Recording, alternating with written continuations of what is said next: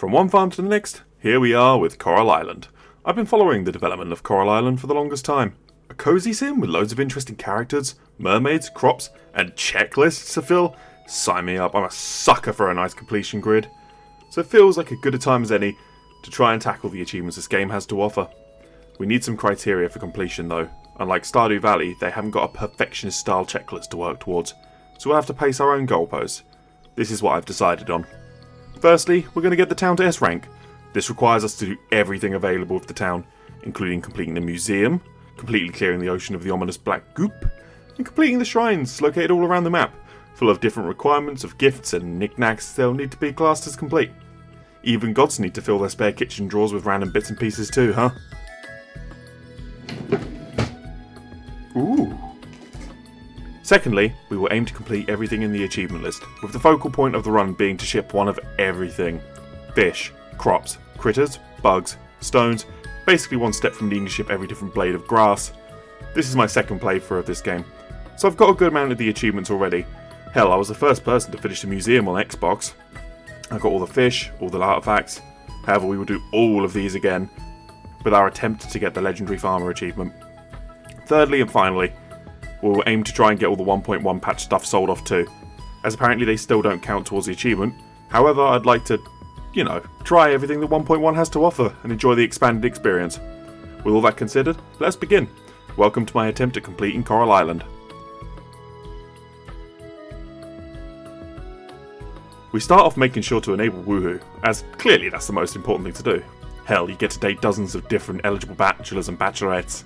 And even mermaids. I mean, look at these characters. Sheesh! Whew. Got a little bump on the nose like I do. That literally is my nose. I got that, But the only issue with this game is it doesn't have rubbish facial hair. And I have rubbish facial hair. Like, it's all really thick and luscious, and my beard is full of bald patches and problems. I have to take a wee bit of artistic license here, I think. After having fun setting up our farm, Dr. Peppification, we head out and begin the standard cozy sim salsa. Get off the boat, cha-cha-cha. Meet some folk, cha-cha-cha. Get some seeds, cha-cha-cha. And fill some needs, cha-cha-cha. We get introduced to this game's capitalist scum, the Pufferfish Corporation, who the lovely Betty gives a stern telling off to. I do feel one of the weakest parts of this game is the Pufferfish Corporation as a whole, and how inconsequential they feel throughout. I mean, you see them a couple times at events and in a couple of cutscenes here and there. Otherwise, you can just walk past their building and basically heed them no mind what's getting on with other parts of the game. We head over to the mines and Kira sets up the weapons so we can hold our own down in the underground and start gathering useful resources. Finding ore for the first time, we receive a blueprint for the furnace so we can start smelting bars for crafting and upgrades. Now, a trick we decide to use early on is in the game menu itself.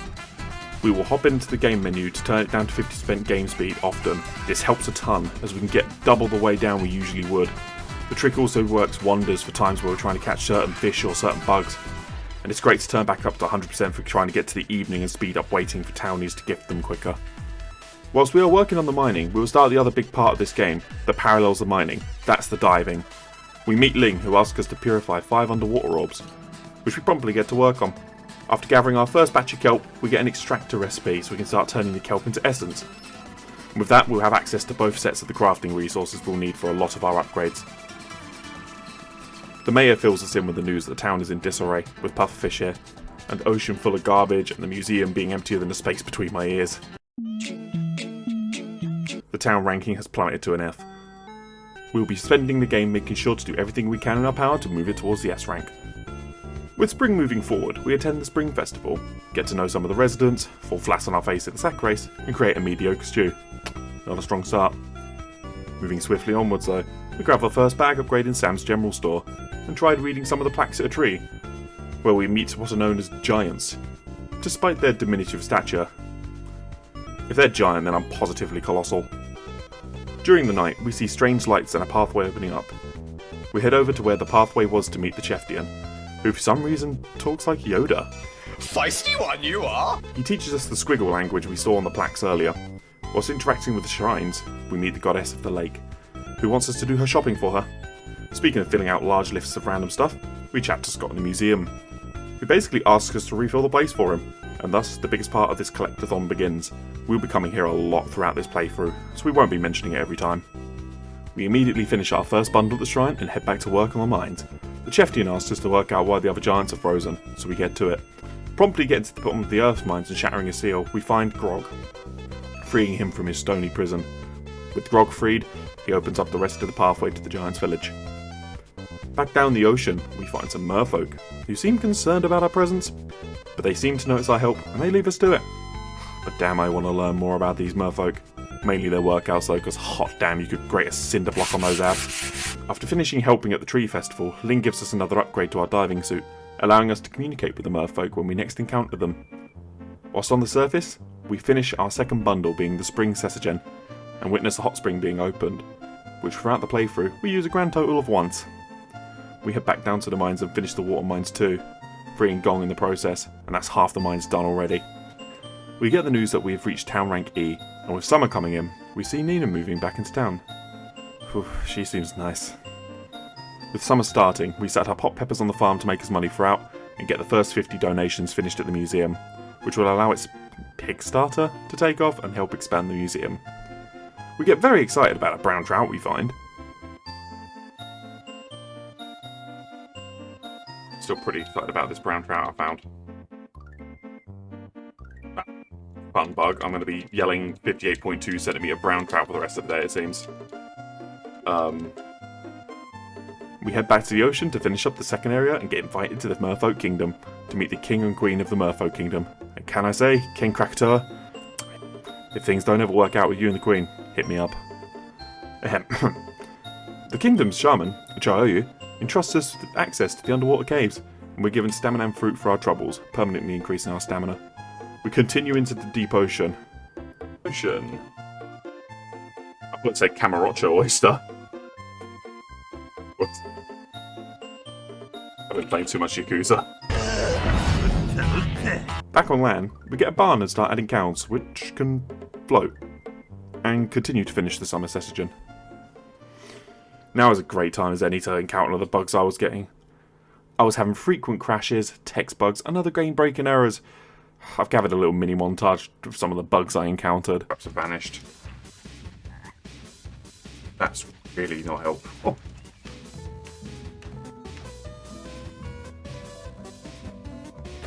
Oh, hang on. Pufferfish. What pufferfish? What? Hey!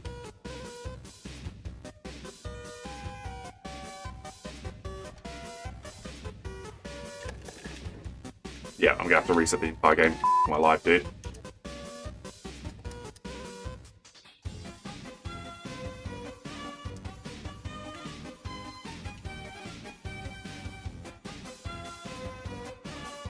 Oh, I just realised I'm nearly out of stamina. Oh, failed to play action AM female wiping sweat. Tea is still warm. Someone must be. He is still sitting on it, bro. Where are you? What? What is going? What is going? What? Okay, this is having a moment.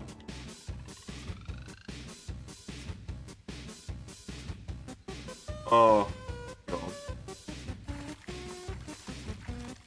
Yeah, I'm definitely gonna have to do a quick save and quit after today if it doesn't crash. This game has been unkind at times. Anyway, moving forward, make our way to the animal festival, taking part in the activities and yelling at cows. Although we lost the cow race, as sadly my cow was in no rush. We head back into the ocean to finish the third area, and completing it gives us the all-important rank D. God, I love getting a solid D. Rank. Get your minds out of the gutter. We wait till the news that a new museum is opening, and given a brush from Scott to help us start unearthing fossils, which is yet another thing we'll need to collect for the museum. What I will say about completing this game is I love how the museum works in this game. Seeing every single thing you catch and fish up and discover laid out in the museum to gaze upon is wonderful. It actually makes you feel like you're making useful contributions to the progress and to the museum itself, and I love it. Getting the ocean critters and ocean loot shrines done, it opens up a path to the forest, meaning we can now gather hardwood for the much needed tool and building upgrades. We grab a second cow and head back underwater. We finish up the fourth and final piece of the ocean, leading us to receive a formal invitation from the ocean royalty to visit their palace. We rock up to their front door and get bestowed with the seal of Naga from King Krakatoa and asked to blow the golden conch at the coral tree to finish its restoration. We blow the conch, underwater somehow, and Moana's grandmother appears to clean away the goo surrounding the ghost. The people rejoice, having their beautiful, microplastic-free beach returned to them.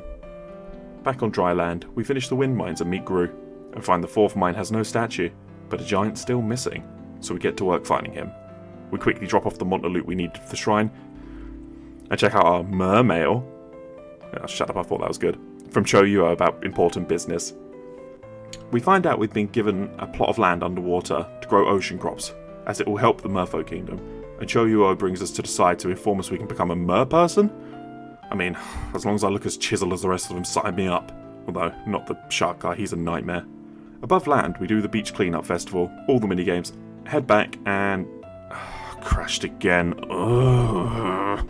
Right, after reloading and repeating those steps, we go to the ocean, we get the plot, we get Cho to give us the power, we go to Fishy, we then go to the festival, we go back to where we are. There we go. We tidy up, ready for fall.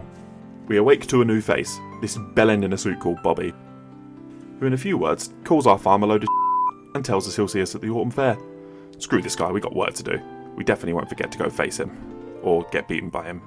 Not at all. Anyway, so we begin setting up our autumn farm and get to work fishing all the autumn fish we possibly can. From here on out, we'll be aiming to get every ocean critter, fish and bug of every season now we have a better rod and net, as it'd be easier to do it this way, and not have to wait a whole season if we've missed a single insect.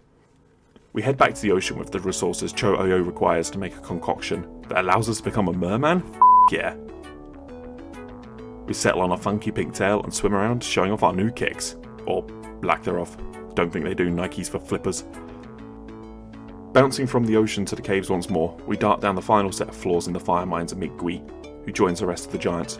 The Cheftian gives us an artifact bench for our troubles before Gui informs us that Gort is the reason they turned to stone, and that we need to seek him out in the savannah. We can't get there for now, so we decide to start power farming coffers underwater. With this strat, we can sell all the artifacts we get to get a ton of money, and it will count us towards the legendary farmer shipping list as we need to ship one of each of them. We use some of the time where we have gathered things throughout autumn to finish the fall cistern, and we get given a stamina fruit to donating 200 items overall. Back underwater, gathering more of the artifacts causes us to get our first skill to level 10, which is diving, and we continue to open coffers, donate, and build up towards museum and shipping completion simultaneously. We reach rank C, and Karen's getting desperate. We see her in her office making calls, but unfazed, we press forward. We use some of the artifacts we gather to upgrade the enchantments on the pick, and with a decent pile of money in our pocket, I think it makes Karen realise we might be a good bribe for our vote, as she insists on becoming mayor. We tell her to shove it and get back to work finishing up the artifacts. We get the final one shipped and donated, and it ticks off a big hit of the legendary farmer checklist. With our newfound wealth, we proceed to spend some money upgrading some buildings, buying some new animals, and grabbing all the kitchen supplies we will need to cook all the recipes. We finish the artisan altar and move into winter. We finish up another shrine thanks to all our new animals, and the goddess blesses us with another stamina fruit. Before leaving, we also tick off the saltwater fish shrine too. This graces us with the town rank B. This opens the bamboo forest for us, and by forest I mean about 10 trees and a sassy panda, but it's something new at least. We also finish up the night insects altar, the barn animal altar, and the winter session. So we really are cleaning up a lot of these shrines hand over fist. We somehow unlocked an achievement we weren't expecting, which was nice to bring some excitement back into my life I suppose. And with everything being finished so quickly in the shrine, it gives us access to the deep forest, which is a terrific source of later game resources. Back in the underworld kingdom, we realise the creepy shark dude has a peculiar addition. Ugh. What? You not like the shark's little toesy woesies? After reliving the plot of The Little Mermaid with the princess, we reject the responsibility of being a Disney hero. We don't get paid enough for this, and I'm not about to start doing a musical number with underwater sea life with very questionable stereotypical accents. We finish up the Precious Gems altar and discover something game-changing. I wish I would have paid more attention sooner. That would have saved me a lot of wasted trips down to the town's local dullards. With this discovery though, we set up our newly built greenhouse with all the ingredients we will need for cooking, and it's a cursed setup to say the least. Waking up to the lovely Nina at the house. She's curious as to what we're going to do with the place. We're not sure ourselves yet. We spend the rest of the day hunting jellyfishes. Jellyfishes or is it jellyfish? Either way, with chat's ever insightful input.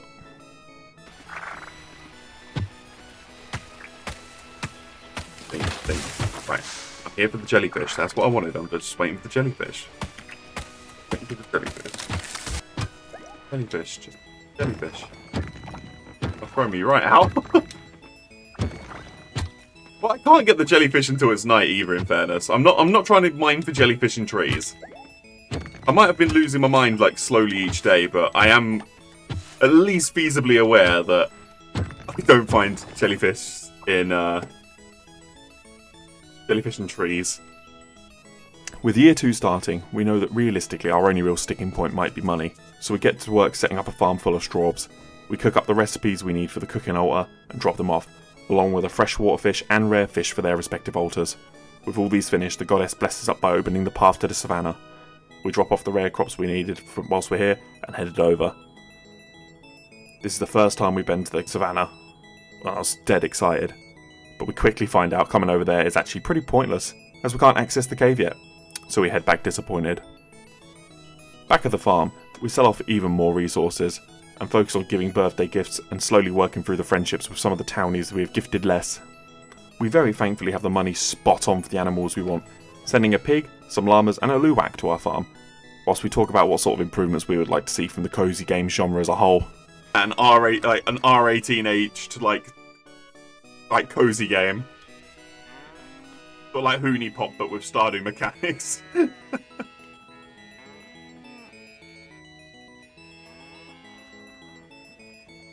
After that jarring conversation, we finish up the day insect altar, finishing that cat shrine in its entirety, which tips the scale into the town rank being A. This gives us access to a cellar, which we never end up using. Whoops. With us reaching A rank, Karen decides it's time to bail. We witness her leaving the island for good and celebrate. Lady Karen, I saw you like 6 times top this entire playthrough. Your presence will be roughly the same off the island as on. With Pufferfish presence gone from the island, we get to working on the steps to restore town to the S rank. We finish the rare artisan shrine and the fruit tree shrine, finishing off the advanced altar in its entirety. All we have left now is a slice of apple pie needed for the advanced cooking shrine, which we need to wait for fall for. Ugh. Overnight, we see the Cave of Memories opening up in the savannah, so now we have a reason to actually go back. We check the morning mail to see that Connor has an important announcement. We arrive to a celebration.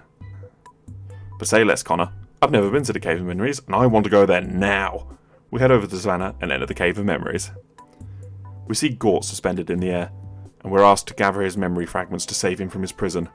We head down, and we find out we need our axe, which we do not have to hand. It appears that, like Gort, we are also stuck here too, as the rope decides it doesn't want to be used either. Awaking from my cavern-brought slumber, we decide it's time to pick this playthrough's eligible bachelor.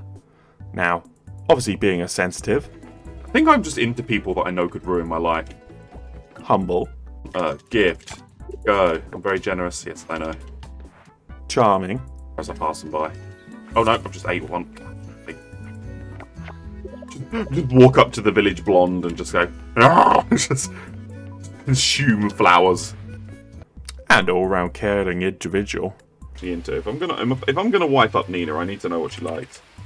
I start debating with chat which the townies will be for me, as I'm clearly a real catch. Back at the savannah, we remembered our axe this time and make great progress down the savannah cave, clearing the first 25 floors to receive a wellness fruit and the first memory fragment we need to rescue Gort. We head back to sleep for the night. We see the town hall table change, which we visit in the morning.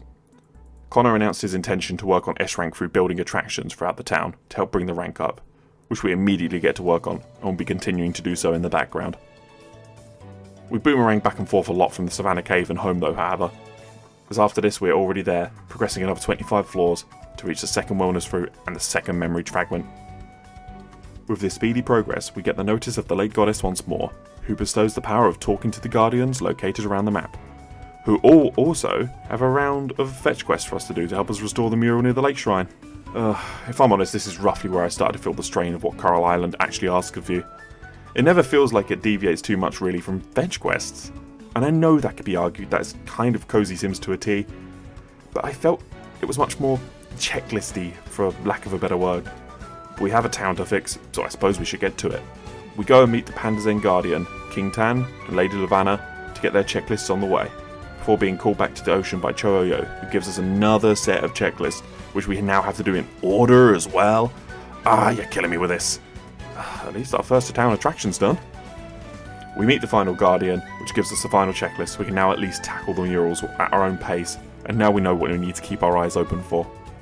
With all the checklists set up, we only really have one last thing to do before heading into the late game, and that is setting up a massive farm for money making. So if money is an obstacle, I can just throw money at it from here on out, just to speed the process up. We end up with 1,520 spaces for crops to grow, with auto collectors, seeders and fertilisers in place, minimalising the actual work I need to do. We plant hot peppers, as they last through summer and fall, and get to work finding the bugs and fish we're missing.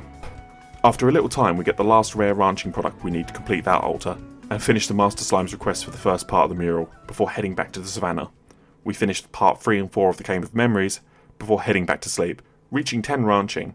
We decide to use a lot of the stone we've gathered to this point to create ropes. I'm not sure how you make ropes out of stone, but we'll use that to speed run down the last 25 floors of the savannah. After completing it, and being flashbanged in a cutscene, we free Gort and have a group hug.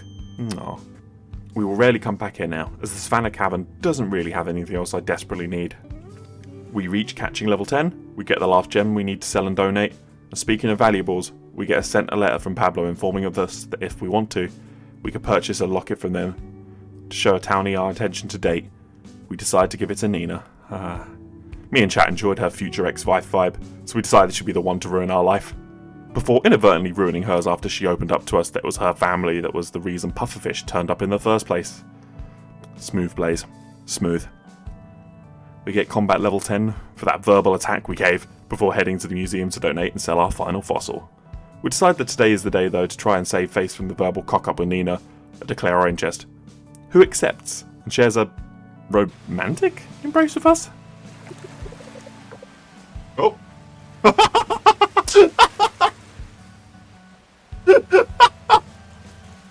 Later in the day, we receive mail from her though, inviting everyone to join her in her home. Wanting to look the part, we stop by Antonio's clothing store and scar ourselves for life. Oh, gorgeous.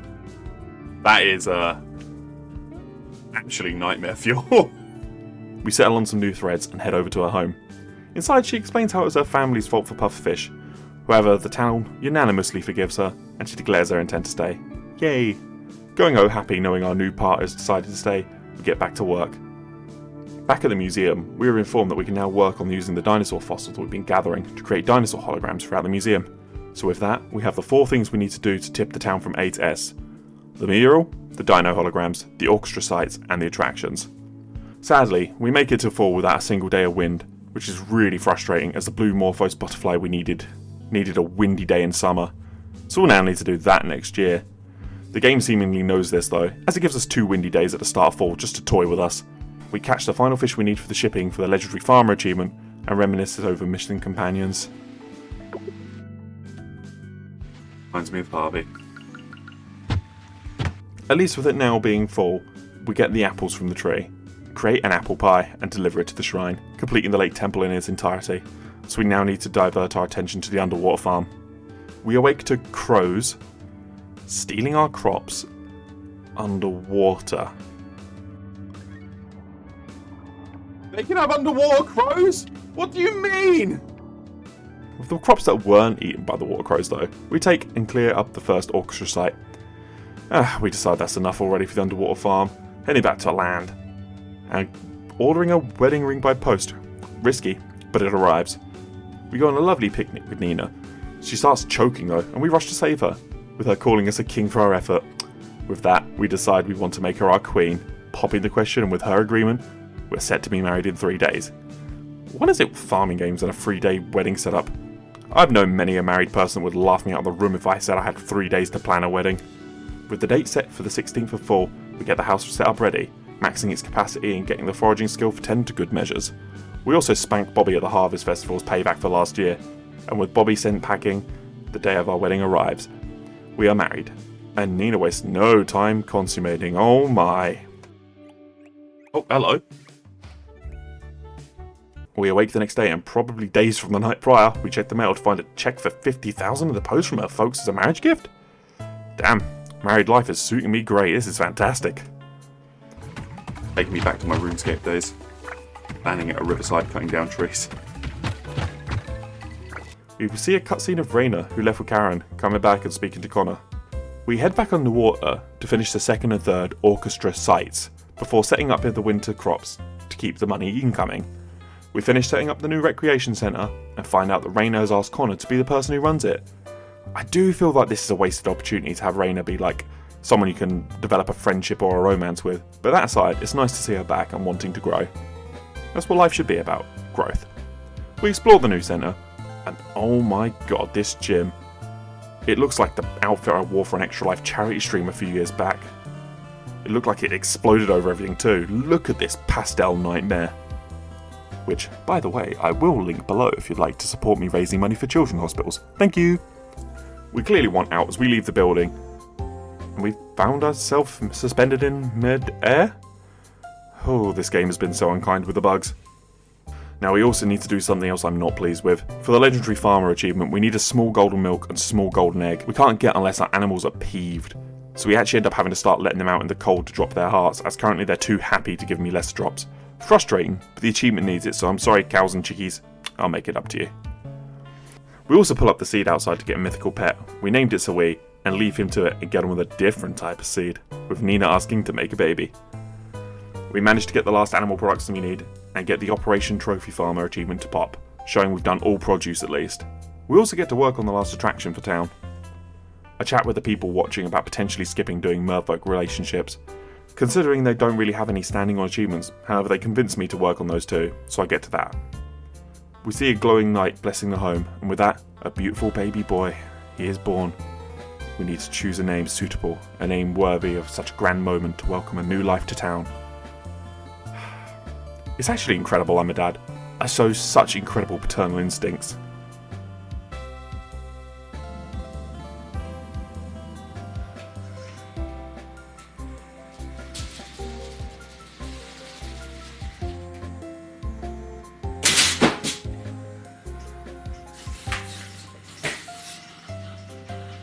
We head downstairs and we get the bulk of recipes cooked up.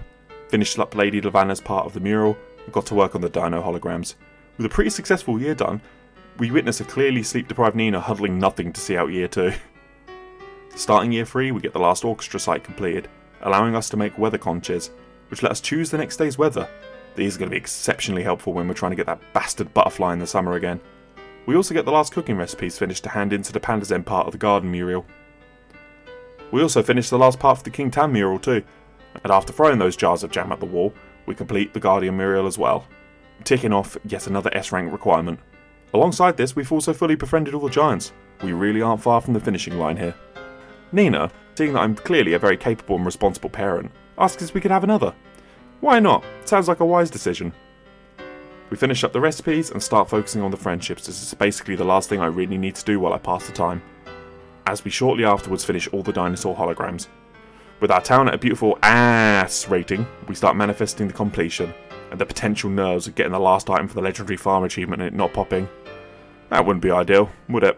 Hey guys, it's gonna be okay. It's gonna work. And I'm gonna catch that butterfly that I'm missing next month, and that's gonna work. And it's gonna be a happy ending. We will see the credits roll, we'll see the 100%. Everything's going to be just fine. And I cannot wait to have every achievement unlocked with no bother, no hassle. Don't worry at all. I'm sure of it. It's going to be... I am being a proud queen, and I am standing up for the manifestation of happiness coming into my life and not making me want to post a bath. We do discover, though, that the crafting every item achievement bugged. Why must you fail me so often? At time of recording, no matter what I made, even with the 1.1 stuff I tested afterwards, it would not pop. During this difficult time of the playthrough, I think my feelings took over and definitely contributed to the naming of my next child, whilst I was still in the ocean sulking. Met depression. We weren't going to let that stop us though. We got back to land, summoned forth a mighty wind to bring out the final butterfly, and we caught it, with a double catch no less. So we had one more for the museum and one more for the cell box. As by rights, it should be the final thing I need to be dubbed a legendary farmer. With the museum completed, that's it. Town rank S. Everybody celebrates this mighty accomplishment, and rightly so. Without me, this town would be in disrepair. We'd find Betty sitting at a derelict building, slowly gnawing on the bar counter for nourishment. But even with that, S rank. We did it. We finally did it. For the most part, getting S rank was a wonderful time. Even as if I repeat from earlier, it did feel a bit checklisty. It was nice seeing most of the things I was doing have an effect on the town, big and small. With that, we have one last thing to do. We head home. We drop off the last butterfly into the box and head to bed for what should be the final time. No achievement. I don't know how this happened. I did everything. I checked the checklist multiple times whenever I shipped anything, but it didn't pop. I still wasn't sure. There was no real way to tell. If by some miracle the devs are listening to this have some form of tracking available for whenever you sell an item or craft an item, similar to how it shows you when you've cooked a recipe, it'd be super helpful to achievement hunters. But as it stands, it's nightmare fuel for someone trying to complete. Even with a massive spreadsheet checking items off one by one, I somehow still managed to miss something, and I think that's how it's going to end. And I poured 80 hours into this, and knowing that despite always double checking what I've sold, being extensive in my research, and thorough with my tracking, it just didn't pop. I couldn't get the legendary farm achievement, and with some research it may actually still be bugged entirely. I have to call it there. But you know what? That's okay. I didn't manage to do everything that I set out to do. And I'm ending this playthrough this deep, because I know trying to work out what I'm missing when it isn't tracked that well just wouldn't be worth it. I know I've done it. And that's actually okay. In life you're going to have a lot of moments that just won't go your way, no matter what effort you put in, or how hard you tried, or how hard you feel like you prepared for it. And that's perfectly okay. Not every chapter is meant to have a happy ending. But in the future, maybe I can come back to Coral Island and finish the last couple of achievements I haven't got. But for now, I know I have to stop, however much I love this game. And you know what? I'm happy. I managed to get the town to S rank, I've befriended most of the townies and filled out all the catch logs, the shipping logs, and fully completed the museum as well. Yet I know it's time to quit. I know it's okay to allow myself to fail. I've always been so fearful of failure, fearful of putting myself out there because of it. Hell, even editing this video and reading the script I feel that way. But the truth is embracing the failures and learning to move forward from those. Learning there's often another chance, and that's what encourages you to flourish and grow, and after all, isn't that what life is all about? Oh, thank you very much for watching, everyone. I'm so grateful to everyone that stops by on my Twitch to keep me company for these challenges. I had a lot of laughs playing this and chatting with everyone, and those who genuinely felt the heartbreak of the achievement not popping after the whole thing was a surprisingly profound moment. I won't make a habit of doing videos for games I didn't actually get the achievement popping, but I feel this early on in my journey editing these experiences, I think it was important for me to let myself have a fail, have a negative ending. It's the way I need to try and encourage myself to keep doing this, because I'm having a great time doing it, sharing these stories with you, and so having some of you with me whilst I do them. It just keeps me feeling positive, and I love that. And I'm really loving meeting everyone that's in this community too. It's just been so much fun. And with that, I hope to see you all in the next one. Please do feel free to subscribe, like, and stop by my Twitch channel when I stream these. It'd be great to have you. Please feel free to leave a comment too, as I'd love to hear about your experiences with the game. And with that, take care.